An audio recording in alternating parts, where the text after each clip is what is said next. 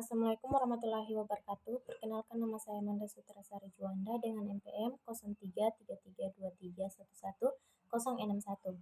Di sini saya akan mengerjakan tugas UTS Pancasila dengan dosen pembimbing Pak Irham Wibowo. Di sini saya akan membahas beberapa kasus dan referensi yang menjadi rujukan. Kasus-kasus yang saya akan bahas diambil dari PowerPointing. Jadi untuk yang pertama-tama yang saya akan membahas kasus pembunuhan berantai baru-baru ini terbongkar di Banjarnegara. Seorang dukun yang mengaku bisa menggadaikan uang telah membunuh 12 orang. Aksi sadis itu dilakukan sejak 3 tahun yang lalu dan baru terungkap pada bulan Maret 2023. Aksi biadab itu dilakukan seorang pria berinisial TH, 45 warga Desa Balun, Kecamatan Wanayasa, Banjarnegara. Aksinya terbongkar setelah dia membunuh korban terakhir 53 warga Kecamatan Cibadak, Sukabumi. Kasus itu terbongkar setelah anak korban berinisial GE melapor ke polisi. GE mengatakan bahwa ayahnya tidak bisa dihubungi sejak Kamis 24 bulan 3. GE juga bercerita bahwa Juli lalu dirinya diajak ayahnya mengunjungi seorang pria yang tinggal di Banjarnegara. Ternyata mereka berdua bertemu dengan dukun palsu yang mengaku bisa menggadaikan uang, bukan untung, malah buntung. Korban tidak mendapatkan uang dan malah menjadi korban pembunuh berantai Mbak Slamet. Saat ini pihak kepolisian masih menyelidiki kasus tersebut. Mayat-mayat korban yang sudah dikubur pelaku juga sudah berhasil ditemukan oleh aparat kepolisian. Di sini ada beberapa pertanyaan. Bagaimana pandangan kita terhadap pidana di Indonesia? Apakah telah memenuhi rasa keadilan? Lantas bagaimana dengan nasib para terpidana mati yang belum jelas kapan dieksekusi? Bagaimana pandangan kita di sini penerapan hukum mati berupa isu kontroversial di Indonesia dengan banyak argumen yang mendukung dan menentangnya. Di sisi lain, para penantang hukuman mati berpendapat bahwa hukuman mati melanggar hak landasan hidup dan merupakan hukuman yang kejam dan tidak manusiawi. Baik, di sini saya akan membahas kasus yang kedua. Remaja berinisial MF berusia 16 tahun di Palu, Sulawesi Tengah, mencekik siswa SD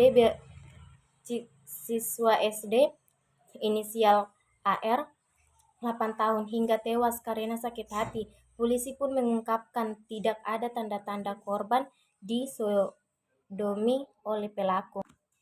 Hasil visum luar yang kami terima dari RS Bayangkara Polda bahwa pada tubuh korban tidak ditemukan tanda-tanda kekerasan, benda tumpul ataupun disodomi, kata Kasat Reskrim Polres Palu AKP Ferdinand pada Kamis 2 bulan 11 2023.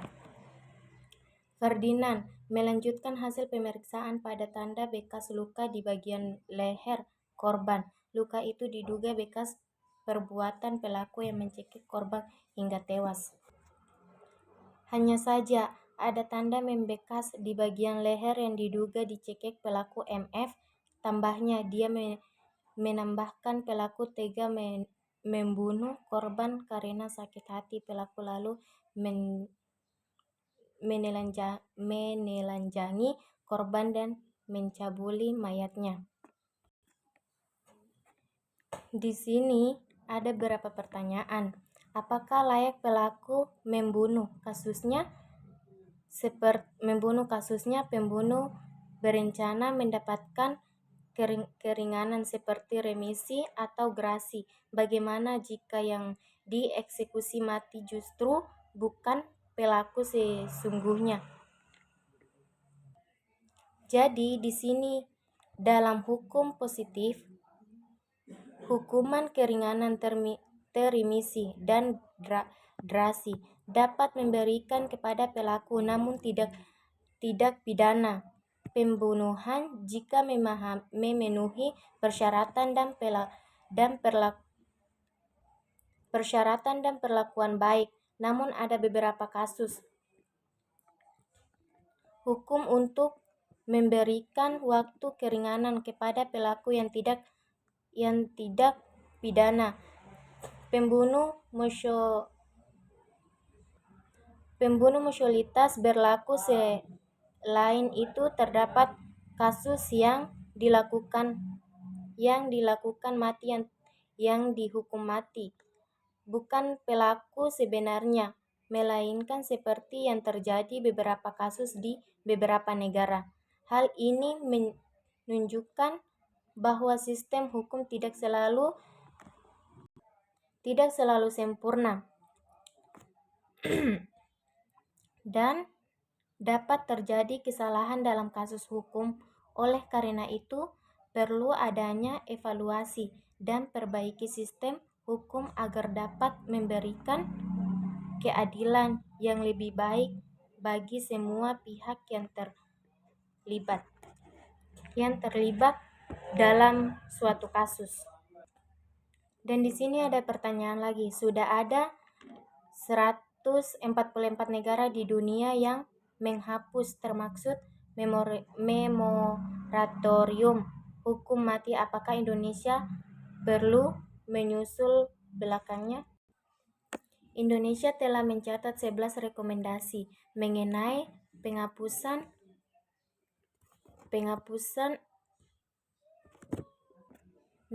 penghapusan hukuman mati termaksud kejahatan narkotika, penetapan moratorium, memperlakukan hukuman mati dan motivasi protokol tersebut. Namun berdasarkan tren yang ada di Indonesia, seharusnya memandang bahwa hukuman mati yang kejam, ketidakadilan kemanusiawi, dan mengandung derajat dan martabat manusiawi.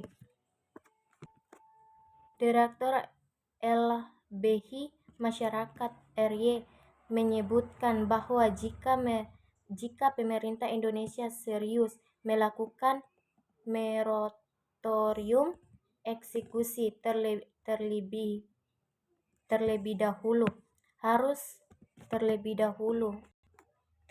jarang mati, kebijakan ini harus dibuat aturannya sekaligus memuat peta jalan menunjuk penghapusan hukuman mati. Langkah awal yang bisa dilakukan Indonesia adalah moratorium hukuman mati, yakni tidak menambahkan hukuman mati di negara sendiri. Jika iya, hukuman apakah yang layak untuk mengganjar pelaku pembunuhan di Indonesia? Menurut pasal 338 KUPH, pelaku yang merampas nyawa orang lain diancam pidana penjara paling lama selama 15 tahun. Sementara itu, pembunuhan